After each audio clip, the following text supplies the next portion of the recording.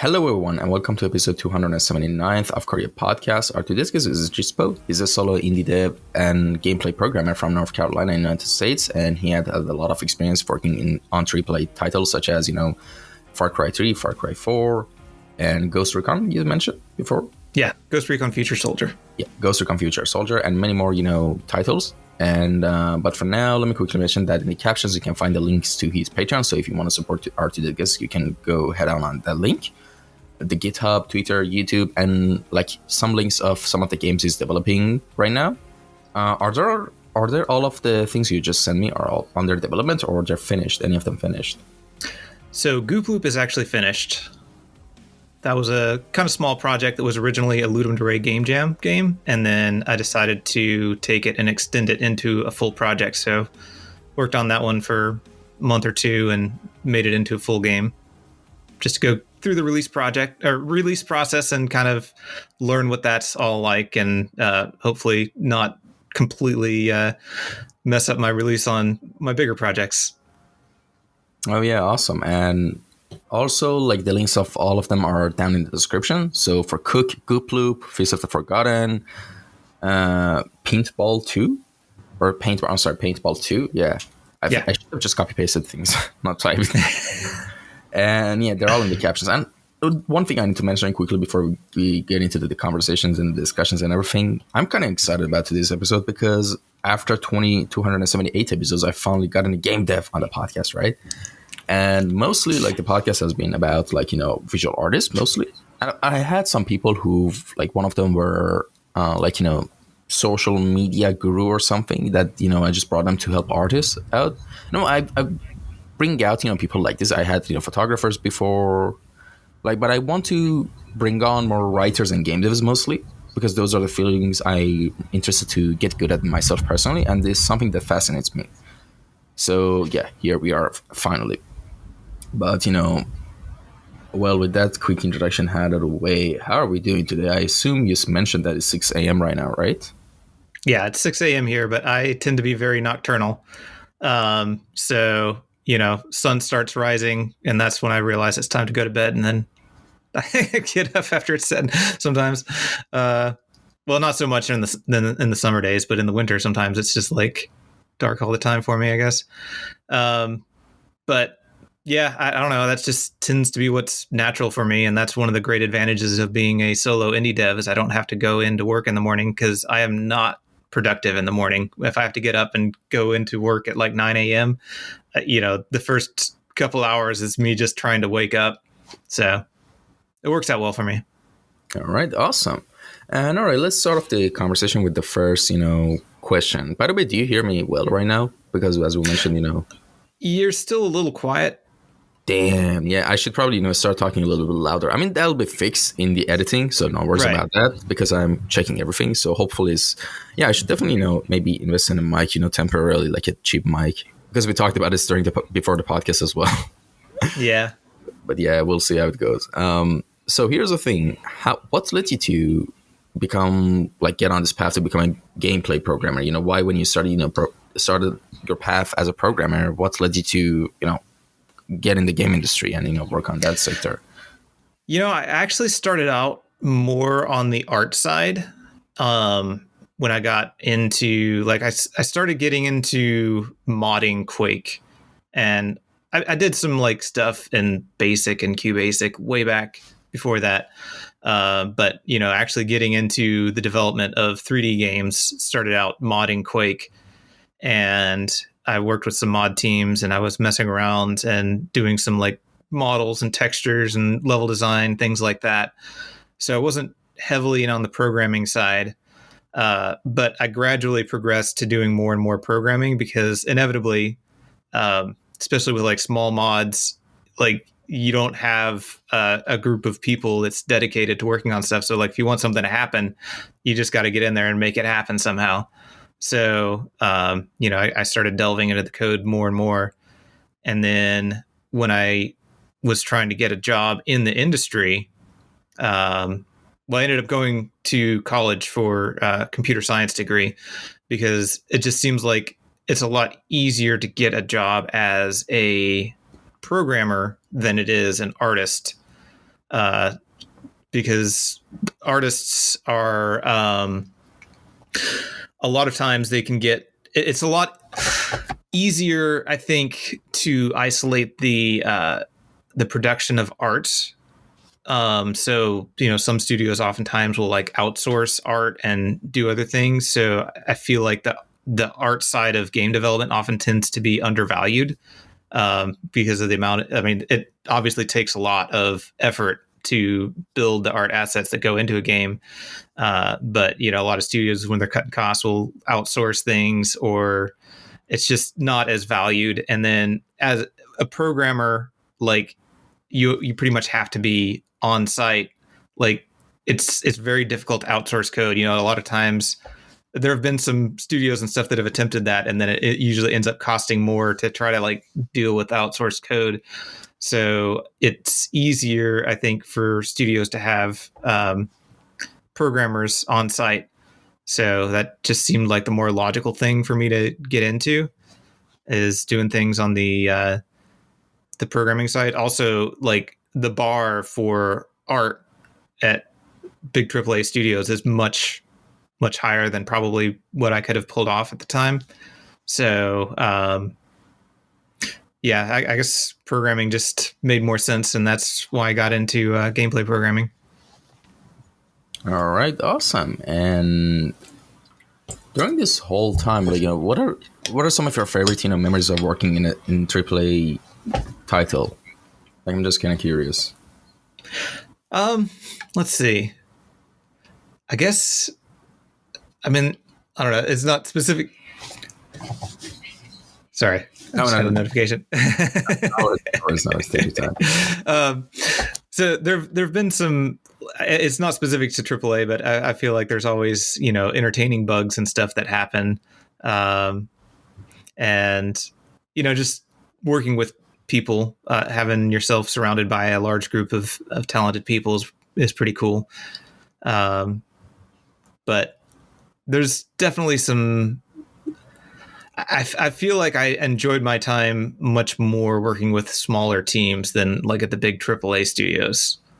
So I have much fonder memories of working at Boss Key, which was, we had around 40 people there, and it was a much closer knit group of people, and everyone shared a lot more responsibility. And I found that environment much more fun than like trying to, because once you work at like a big AAA studio and you've got 100 plus people working on a project, then there's just so much time spent communicating and like meetings and merging code and compiling and stuff, and it feels like you're just not spending that much time actually doing work. Like I felt like I was working at like 10% capacity. So I wouldn't say that my time at a AAA studio was the most enjoyable game dev time. I mean, it's definitely more enjoyable than doing things other than game dev, but anytime you get a large group of people working on one project, it seems very difficult to like feel like you have much creative control and like you're just being productive in general, because there's just so much overhead of communication and dealing with broken builds and stuff like that. Yeah, and speaking of bugs in video games, there's another topic that have been always fascinated about in game development, which is optimization. And the reason I mentioned that, I don't know, I don't think, do gameplay programmers also need to take that into consideration, or that's another programmer's title's job? Sorry for my ignorance. It's not as critical in the gameplay programming side of things. Games have gotten to the point now where we're like squeezing out every possible ounce of performance and stuff that we can get, but most of that comes in the side of like rendering and maybe even audio and stuff, just to like, because there's most of the frame time is spent like pushing polygons around and doing transforms and stuff like that. That's where a lot of the performance gains can come from, whereas the gameplay logic is typically a bunch of if statements, and that's that can be optimized to some degree, but unless you're doing something really bad, like a whole bunch of raycast to check line of sight in one frame, there's not necessarily a whole lot of major wins that come from the gameplay side. So we don't have to consider the performance. I mean, it's always good to consider the performance, but it's usually not as critical for gameplay programmers. Yeah, definitely. Like, but I've always been like, fascinated with how do people optimize like a game like Apex Legends or even Baldur's Gate that I recently played like a couple of months ago. Like, there's so many details of textures, effects, like polygons. Yeah. Like, how do they make it smooth running, especially Apex for me? Like, how? Like, because listen, I'm trying to make my own 3D environments for my portfolio, and dude, it's so hard to optimize. When I press run and I try to test out the environment, it's gonna lag a lot. And I try to optimize everything, try to cut corners, make normal maps as much as possible, but then it's so low. But how do these people do it? Like, it's mind-boggling to me. Yeah, a lot of studios will have very strict budgets on each aspect of the game, and it's like, okay, the AI, they have X number of milliseconds, and then the rendering has this, and then the audio has that, and like anytime you go over that limit, then you got to figure out how to cut that, because you've got like 16 milliseconds for the whole frame if you want to run at 60 FPS. So generally games have a budget of, we need to do all of this stuff in 16 milliseconds on our target platform, if that's the Xbox or PlayStation or whatever. Usually it's whatever the lowest platform they're aiming for, and then they just got to figure out, like, if they're going over budget in one area, then they've got to get the budget from another area. So it's like, well, if rendering is taking up too much of the CPU budget, then can we get it from, can we cut the budget on AI, or can we cut the budget on audio or something else?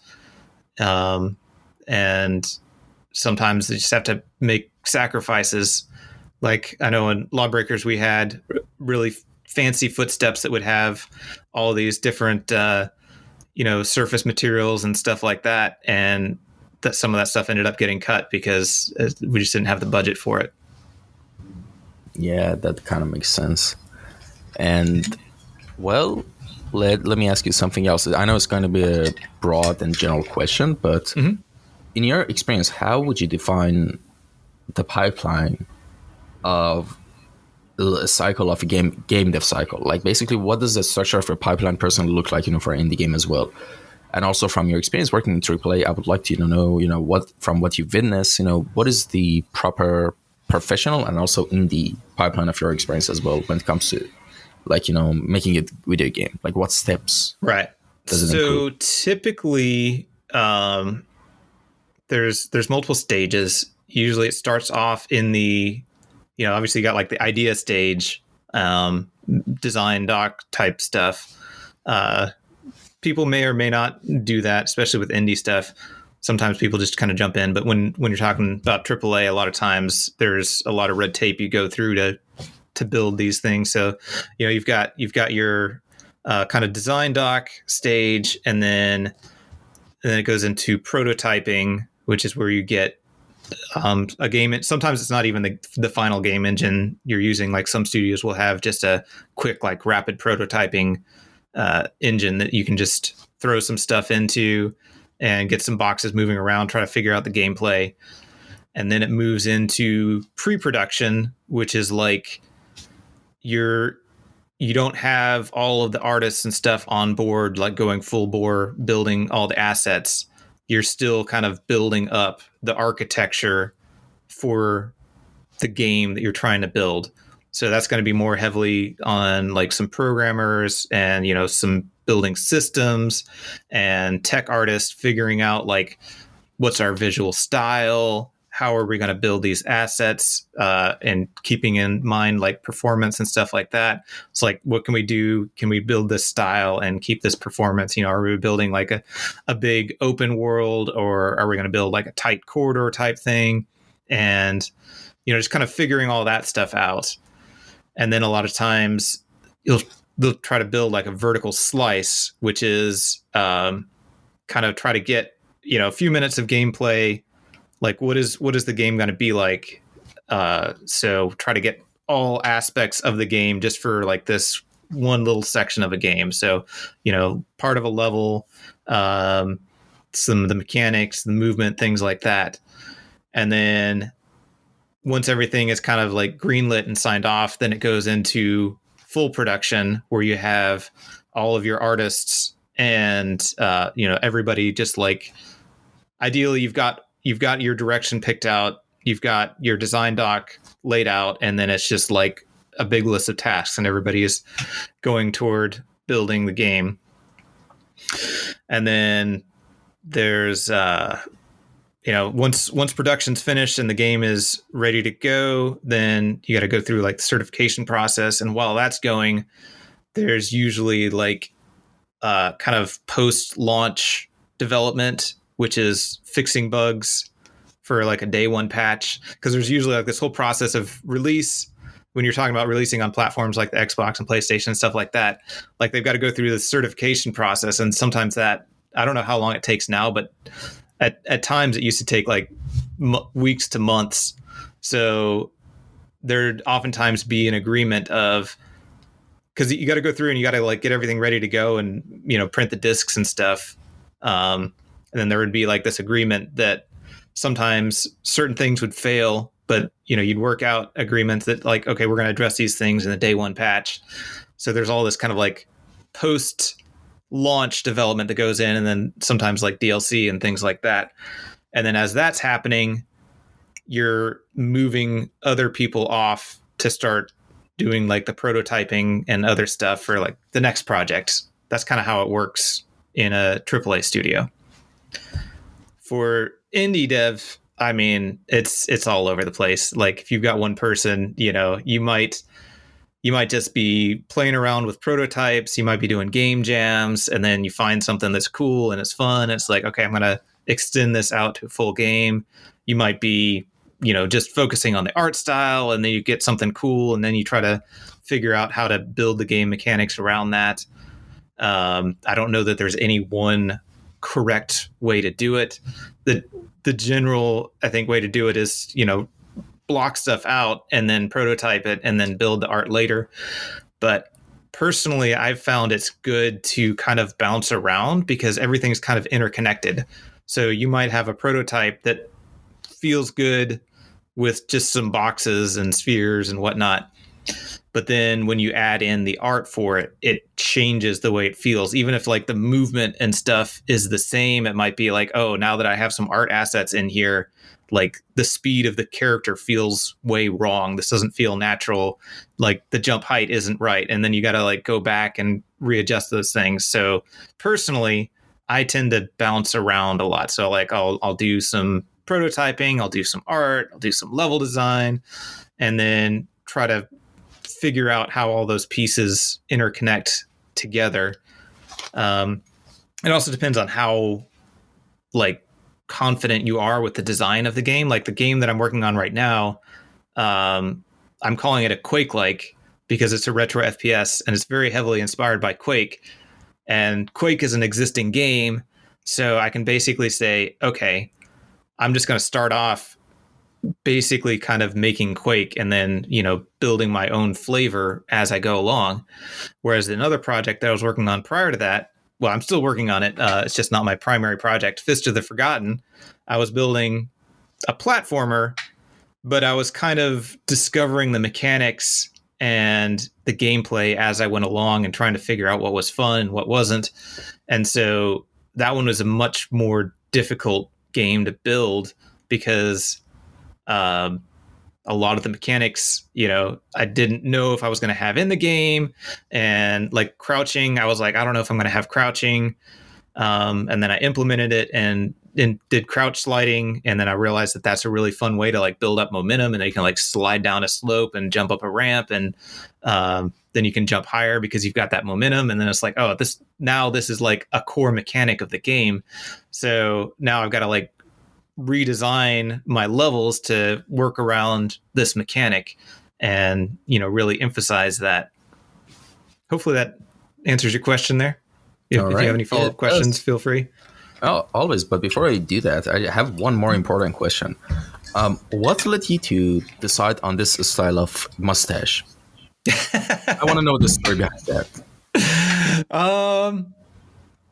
I mean, I kind of feel like it's the definitive style of mustache. It's like the classic, the handlebar mustache. The French villain mustache. Yeah. And it's, I feel like as an indie dev, it's kind of good to be able to have some kind of branding or whatever. So I've just kind of got the mustache thing going on. Like I didn't really have it while I was doing stuff in AAA studio. But I kind of let everything grow out because initially, I think it was when we were working on Radical Heights. I was like, I started letting my hair grow out, and it's like, when the game launches, I'm gonna cut my hair. And so, unfortunately, Boss Key Productions, the studio I was working at, shut down, and so I just kind of continued, like, well, I'm gonna do my own project, and then when that launches, then maybe I'll cut my hair. But I have not actually finished Fist of the Forgotten. Fist of the Forgotten was the first solo indie dev project that I started on, which was originally going to be like, oh, it's just a little platformer. You're going to run around. You got a giant fist. You punch stuff. Cool. And then the longer I developed, and I thought it was something I could knock out in like 2 years or something like that. But the longer I developed it, the more kind of attached to the game I got, and like the more time I realized it was going to take to finish it.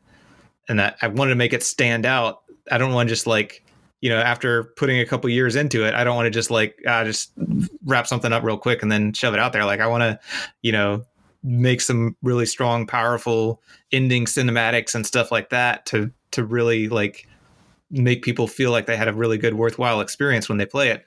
So now I've just, got a lot of work still left to do on it. But yeah, mustache, I don't know. I do live streams. So, it's kind of a little, like I said, branding, I don't know, signature appearance that I have. You could probably shave the beard off for a huge sponsorship deal. Like if a razor or like I don't know, like if there's any Philips like who wants to promote their electric razors, they can definitely yeah, that's actually a smart idea. Yeah, but yeah, it was on the top of my mind, and I thought it would be a fun question to ask. Yeah, and all right, so let's move on to the next topic, which is what are some of your recent memory in the past couple of years? What are some of your favorites indie games that have really impressed you and you also enjoyed playing? I hate that I haven't actually played it, but I've been really impressed with a game called Proteus, which is it's another retro FPS game. But I was watching the developer work on it, and some of the tooling that they have for building the levels is really cool. And they've also got a really neat system for, like they do the enemies kind of like Doom, like the original Doom did, where they're sprites, but they actually render the enemies in real time to a buffer, like a low res buffer, and then kind of like snap the angles so it looks like that. But then they can also do things like dismemberment and all kinds of like, I don't know if they had ragdolls, but they have all kinds of crazy deaths and stuff like that you couldn't really do with a bunch of baked out sprites, or it wouldn't really be feasible to do that. So I thought that was like a really cool way that they handled that. It's one of those things that the downside to being an indie dev is that I feel like I spend all of my time developing games and hardly any time being able to play games.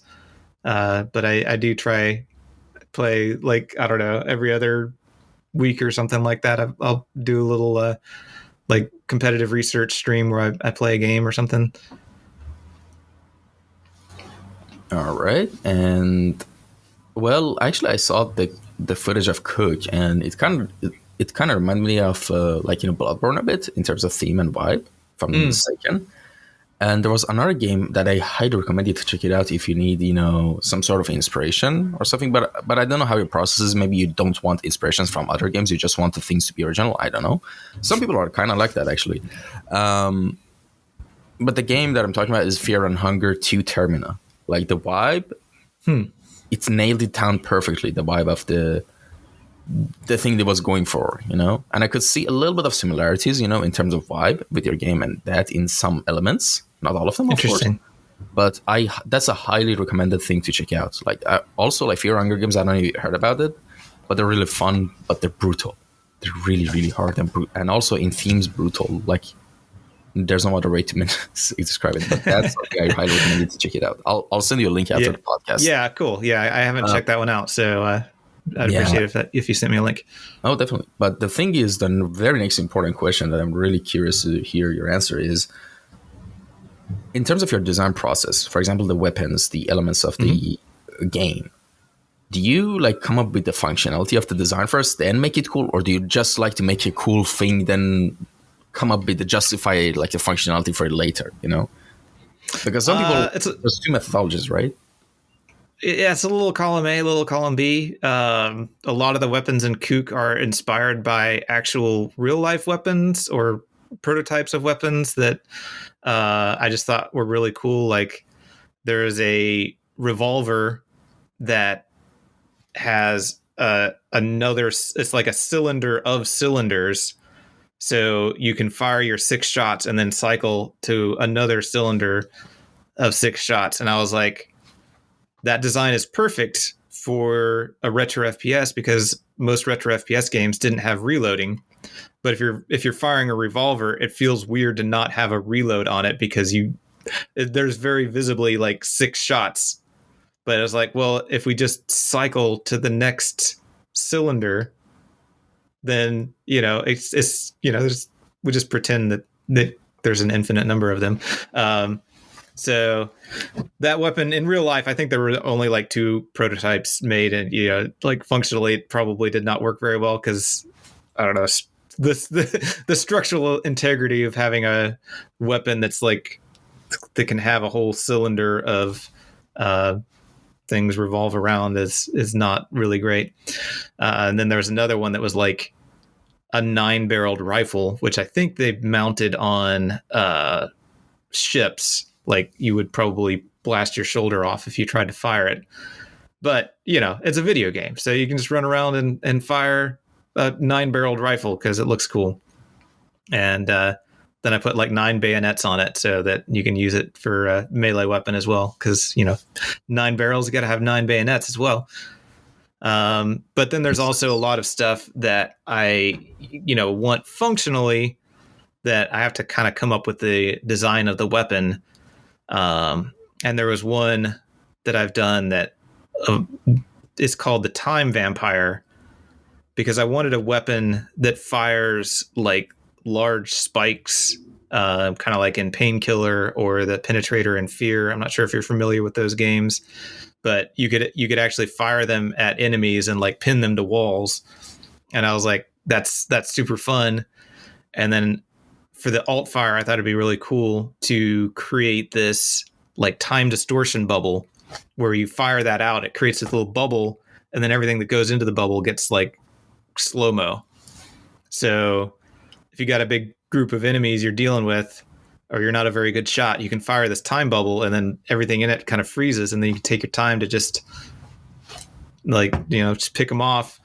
And then the projectiles hit the bubble and they like slow down and go in slow motion. And then the bubble expires, and then a whole bunch of enemies all get pinned up against the wall at once. And so that one, that one was one that was built around the mechanics.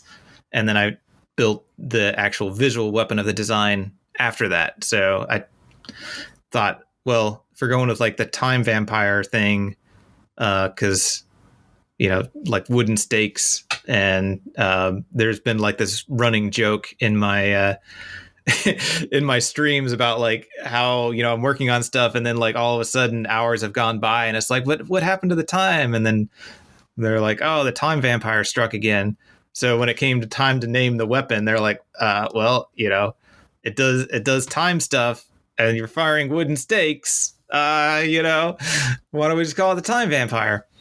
And so I took that kind of like vampire concept and made a metal cross, and like the long part of the cross opens up to load in a spike, and then there's like a air pressure canister that propels it, and then there's some stuff on top for firing the like time distortion bubble, like kind of like a rails that pop up, and then there's like a little kind of spinning gyroscope thing for the time distortion bubble.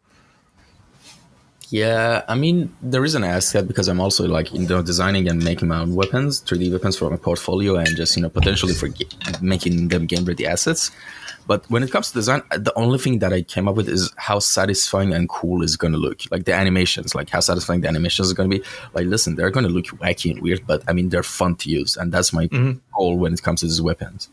And I'm sure a lot of people are like, oh, no, actually, you should have done that. You're using a laser weapon, so you should burst a battery or something like that. And I'm like, just chill. It's just it's a video game.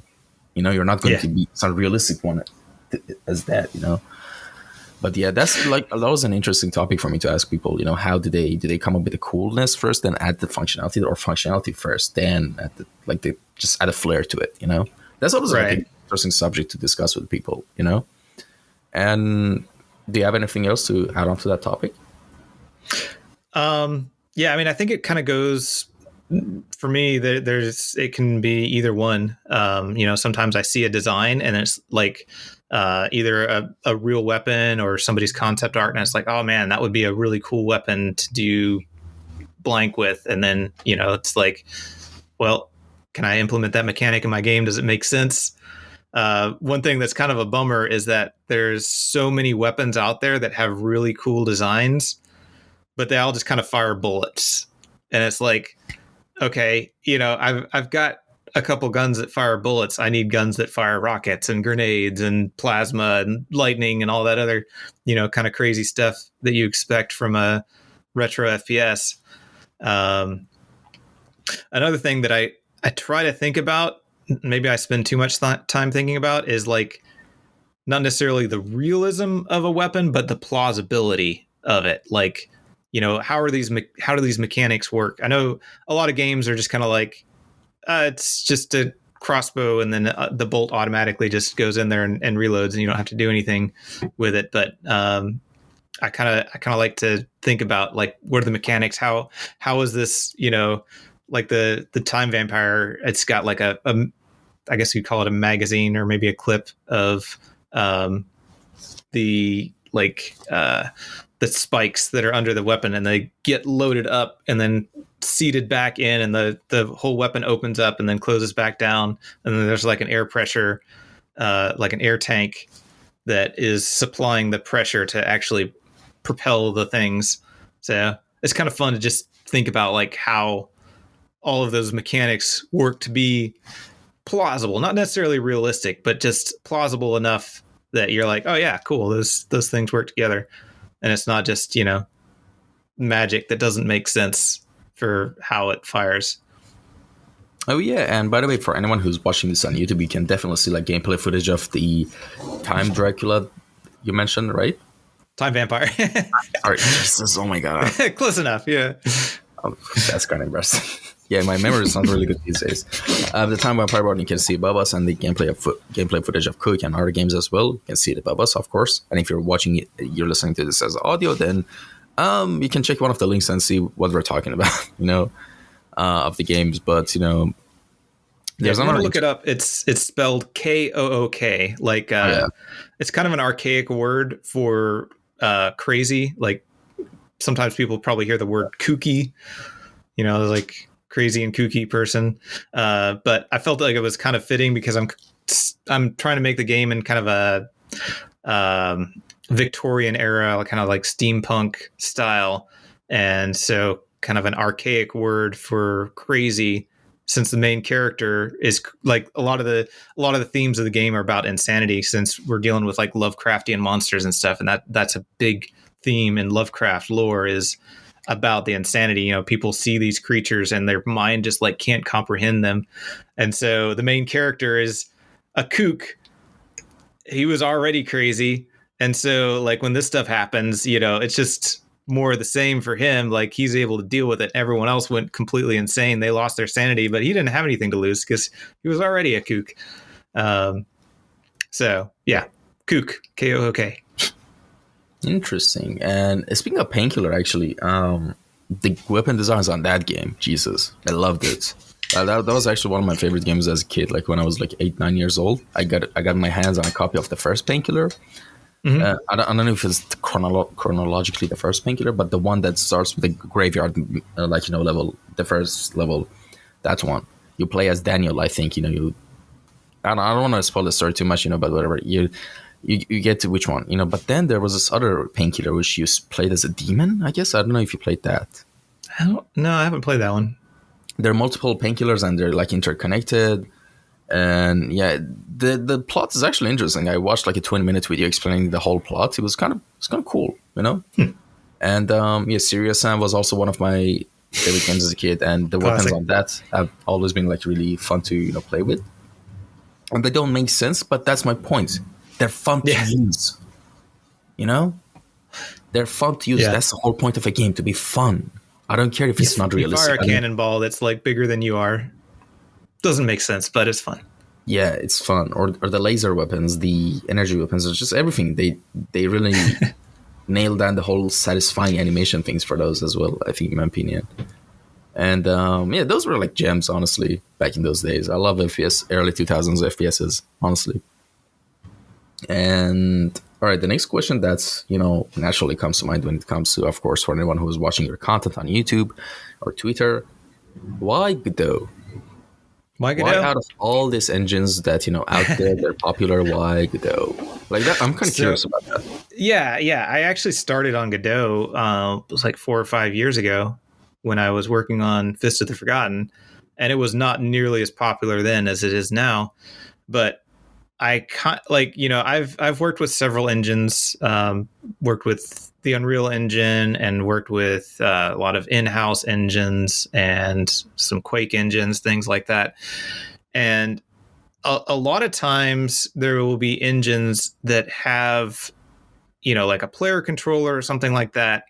And it's kind of nice and easy to get started and up and running. But there's always so many little things that I have to deal with that I feel like I always end up like rewriting it. Even, like in Lawbreakers, we were using Unreal Engine 4, and for all the different abilities and stuff we wanted to do for our characters, a lot of the stuff did not really fit nicely into the box that was the character controller for Unreal Engine. And so we're running into issues with replication and other things.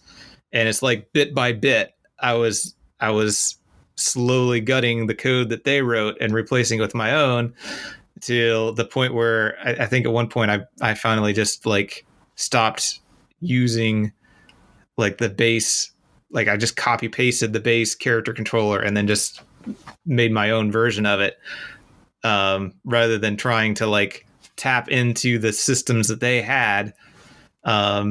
Because it, sometimes it works great for some people, but like I said, for all the different abilities and stuff for the characters we had in Lawbreakers, it just was not working out very well, and we're running into replication issues and stuff. So I just ended up effectively scrapping it and writing my own. And so when it came to picking an engine for doing my own project, I was like, I kind of want to just start basically from scratch, but I don't want to start from scratch. Like I don't want to build a whole engine, because I may be a crazy indie dev, but I realized that, trying to make my own game and an engine at the same time is pretty unreasonable. So I was looking around for some open source engines, like completely free and open source engines, so I don't have to worry about any licensing fees or anything like that, that I could use as a base. And I wasn't looking for anything too terribly complex, but a few people mentioned Godot. And so I checked it out, and like within 2 hours I was in there and I was like making characters move around and stuff. And I was like, oh, this is actually way more than I thought it was going to be. And I never really looked back. So I just was using that as my base. Um, I had some growing pains. There was a lot of stuff that needed fixing, and there weren't really many people using the full 3D capabilities of Godot. It was kind of more known as like a 2D game engine, and so Fist of the Forgotten, while it was 2D controls, it was actually using 3D assets. So it was a 2.5D game, and so I ran into some issues with like collision and some other stuff, and fix some of those. And the nice thing about an open source community is that, if you run into issues, you can fix them in the engine, and then you can submit pull requests so that other people, when they pick up the engine later on, don't have to deal with those same bugs that you did. So, I think it's been kind of a fun and productive growing and learning process. All right. Yeah, definitely. Like, open source is, I wish, more companies would, adopt the open source softwares as well, because most of them, like, especially like, as they have contracts with, like, for example, Autodesk and these big companies, so they can't kind of switch like that. And, but like, I wish, they did, if they really would care about the faster development, they shouldn't just force people to use whatever. Of course, it depends. Like, it's a really broad topic. Like, it depends on the pipeline of, the development of that certain game. So if everyone's using Maya or 3D Max or something, then better stick to that software. Of course, they would prefer everyone to do that. But, I really wish open source would be more embraced in the future by big companies. I think it is becoming more embraced. Like you mentioned Maya and 3D Studio and whatnot. And I think we're getting to the point now where things like Blender are caught up in a lot of aspects, and some aspects it's ahead, it's not, some aspects it's behind. But the amount of growth that I've seen in Blender just over the past few years, like when I started doing my first solo project, I was using Blender 2.78 or 2.79, and then like 2.8 came out, which was like a complete overhaul of the UI and a lot of other quality of life improvements. And then, Blender 3 and Blender 4, and so much stuff has been added and improved just in the seemingly short time since I've started using it, in the relative lifespan of the project.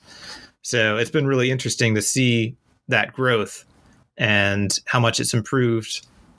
And I think we're kind of getting to the turning point.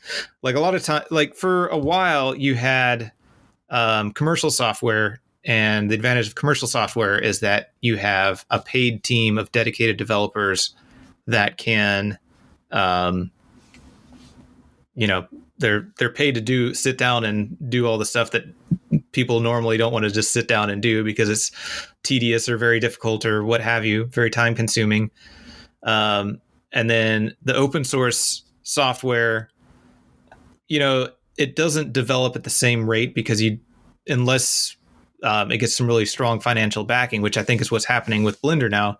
A lot of studios are actually donating to the Blender Foundation, and because it's beneficial to them, because they can spend like what it would be for 1 year of licensing for Maya or something else to an open source project like Blender, and then they can just keep using Blender for free after that. Like, even if it's just like a one-time thing. So in the long run, like, it's, I think, beneficial to donate to these open source projects for big studios that have that kind of money. Because, it just kind of, it saves money in the long run because they're not having to deal with all the licensing fees and whatnot. All right. And all right, we talked a lot about indie games, but what are some of your favorite games, like in general, that are all your all-time favorites and you still play? Well, gosh, I think honestly, Lawbreakers was probably my all-time favorite game, and it's kind of interesting because a lot of times when you work on a game, like, after spending so much time on Far Cry 3 and Far Cry 4, when the game launched, by the time the game launched, I was honestly kind of done with it. Like, when you're actually sitting in there and like dealing with all these bugs and everything's broken and just like, and then the game launches and it's just kind of like, I think I'm I played a little bit, but like I didn't even go through all the campaigns of either game. But Lawbreakers, like I was legitimately having fun working on the game and playing the game. It's a game that's very much in my wheelhouse because like I grew up playing arena FPS games, the Quake series and whatnot. And so Lawbreakers, a high mobility game with lots of interesting weapons and stuff like that was definitely something that I loved playing. And it's kind of a bummer that it didn't really catch on. But sometimes I look at it and it's like, yeah, we got in this bizarro timeline where, games that are really fun don't do well, and people that should never be president somehow become president. And there was a lot of stuff going on in that timeline that was just, or that period of time that was kind of making me question, where we were in the multiverse, if that even exists. Oh yeah, definitely. And this past couple of years have been pretty weird, to be honest, to say the least. And yeah, we'll see how the next ones go. Hopefully more stable, to be honest. No more weird, world events, please. Please just stop. Yeah, we already have a lot of issues to deal with. Let's not add more, salt to the wound. But yeah, all right. So, what other game dev, arts related stuff you got going on in your life? Any hobbies, any things that are completely not related to what you're doing right now? Yeah. So, I mean, I guess the cool thing about game dev is that it covers so many different hobbies that I feel like I don't need so many external hobbies. For a while, I mean, pre-COVID, we would do paintball. And I guess that's sort of related because I do have a paintball game as well. But there was, we had like a little scenario team, and we'd go to these scenario events, which are really fun. Sometimes be like multi-day events, and they'd have things like some of the fields were like really gung-ho, and they'd have like these actual like tanks, like not literal tanks, but they would be like a little Jeep or something like that was like dressed up to look like a tank. And you'd have to have like somebody with a rocket launcher that shot these like little Nerf, little vortex football things out. And that was like the only way you could take out a tank, or that or another tank. And, there'd be all these different missions and stuff you're running. So that was a lot of fun, and that was a good way to exercise as well. So I kind of miss doing that. Might have to find a way to get out and do that. Our team leader had another child and also tore his ACL, and so he kind of stopped playing paintball, and then the rest of us, I guess, just weren't organized enough to get together and do it again. And then the whole pandemic and everything else just kind of like, I don't know, things kind of fell apart after that. But yeah, I guess playing and making games is a big chunk of my time. Sometimes do a little photography, things like that. But oftentimes that ties back into game development, because half of my photography is like, ooh, that'd make a nice texture. Let me take some reference photos. So it's hard to get out of the game dev mindset. Everything I do sort of like ties back to ideas for other games and stuff. You want to quickly get to that nirvana of like reach that goal that you have in your mind, and once you reach that, you can finally breathe. Yeah. So you're not putting any rest on yourself. You just want to do it as soon as possible, finish it, and all right, I did that. On with the next. I'm trying to pace myself, because there's always that risk of, games are a big commitment, And if you're like, I'm going to go gung ho on this and just, live, eat, and breathe game dev until I finish this project, it's very likely that you're going to burn yourself out and then make it hard to function. So I'm very careful about setting limits on how long I work on the game each day and stuff like that, just to kind of try to be reasonable and not, burn myself out. I make sure that I set time aside to, move around, take a walk, things like that. So I'm not completely burning myself out. All right, awesome. Yeah, that's the important thing, and we kind of discussed this before our recording. The keeping things at balance. Mm-hmm. I mean, as weird and simple as it sounds, but drinking enough water, getting enough sun, having enough movement in your whole body, so you don't turn up to like a stiff shrimp like me right now with the posture. Posture check for everyone who's listening. Check the postures, fix it. Yeah, and with that being said, yeah, it's really important. What are some of in your whole experience of working as a game programmer and also in the game dev, what are some of the best advice and tips you have for anyone who wants to start off as an indie dev? Like some best advices you have for anyone who wants to start becoming an indie developer? So I think you'll probably hear this from a lot of devs. It's good to start small, and it's good to have a goal. I think a lot of people jump into game development and they're like, I'm going to follow all these tutorials and I'm going to learn all these things. I'm going to read all this documentation. And I guess everybody's different, but I find the best way to learn is to solve problems yourself and sit down and immerse yourself in an actual project. And it could be, as simple as making like a Pong game.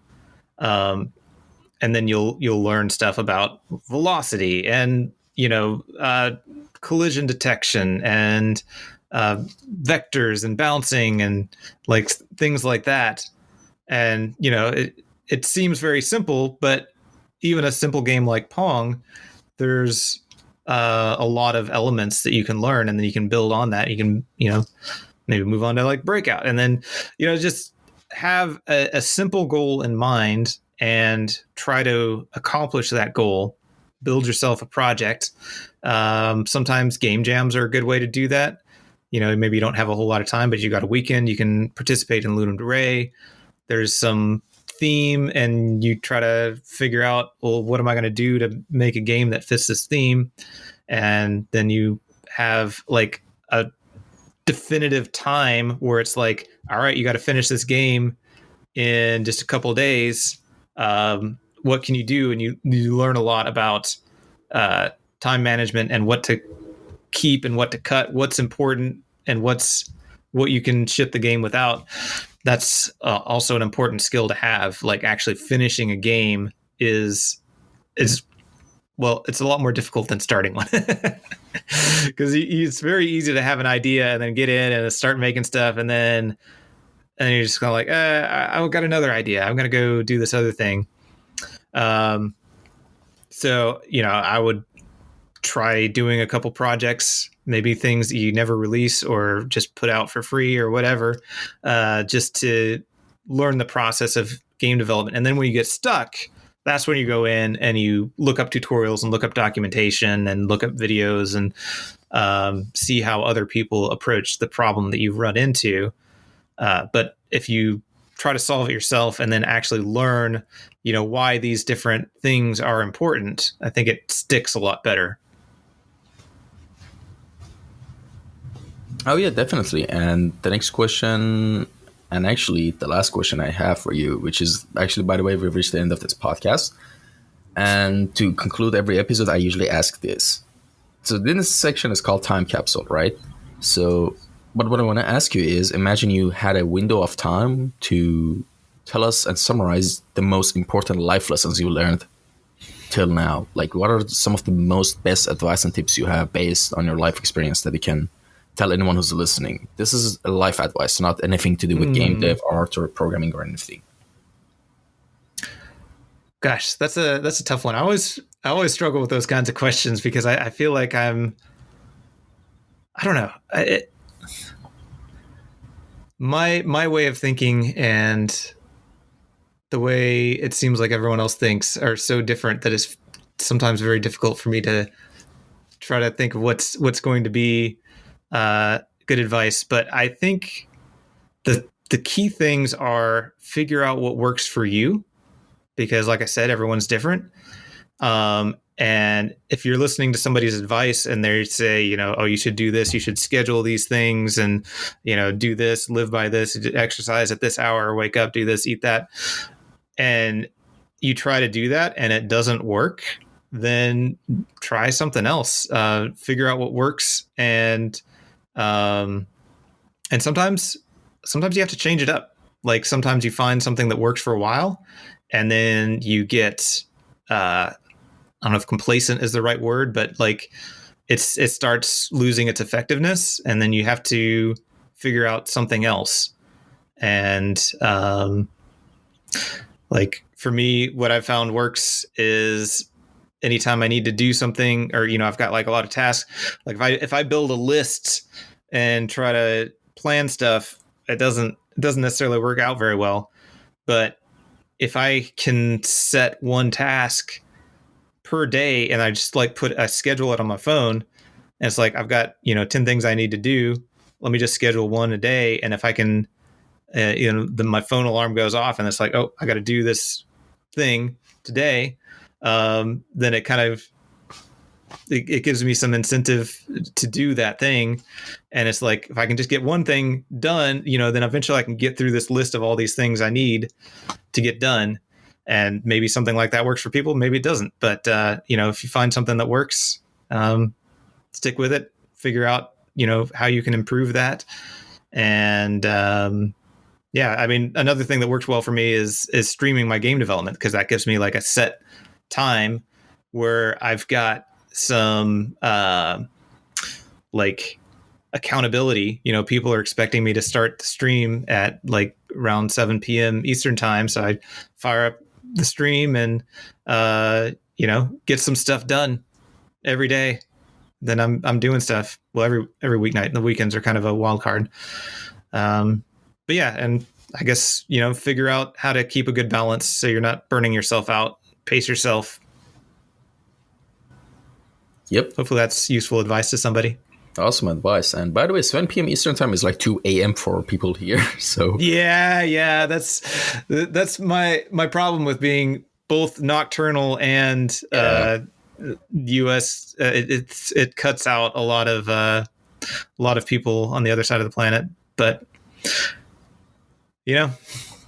Well, do you keep the VODs of the stream somewhere? There are VODs of the stream, and then I'm also doing these little like highlight videos, so funny or interesting things that happen on the stream. I actually need to get another one put up. I try to upload to my YouTube channel every Thursday, so that is today. I've got a video pretty much done. I just need to like wrap it up and get it uploaded. So there should be one for well, I guess this podcast isn't going to come out today, but if you're listening to this on a Thursday, go check Twitch, or not Twitch, youtube.com/Jitspoe, and then there will probably be a video up there at some point. Maybe just a short. I don't know. I try to put something up every week. Yeah, actually, funny enough, today is by the way, for anyone who's listening, today is 21st of March, 1:51 p.m. Istanbul time. What time is it there? It is 6:51 a.m. here. Damn. And yes, that's the day. So today there should be an upload, right? Yep. Well, you heard it, folks. So probably the same day that this video gets uploaded, this episode is also getting recorded. So, fun little fact for you guys. And well, again, thank you so much for taking time after your schedule and your day to come onto this podcast. I really appreciate it. And where can people contact you if they had any questions? Is your Twitter account okay? You're welcome. You can contact me on, I've got Twitter, Discord. It's just, I'm pretty much Jitspoe everywhere. That's JITSPOE for people that are just listening. I guess it's X now, not Twitter, but I still call it Twitter. Like, listen, it's Twitter. Yeah, it's Twitter. Yeah. I've got Blue Sky now too, in case that's like more popular by the time that launches. I don't know if that has direct messages or whatever. I think you can add people. I don't know. But yeah, you can probably find me. Just search for Jitspoe. And I hope you enjoyed this episode. This was my first game dev episode. And as always, people, leave a suggestion down below if you have any comments. And take care. Stay safe. Till next episode. Bye-bye. Bye-bye.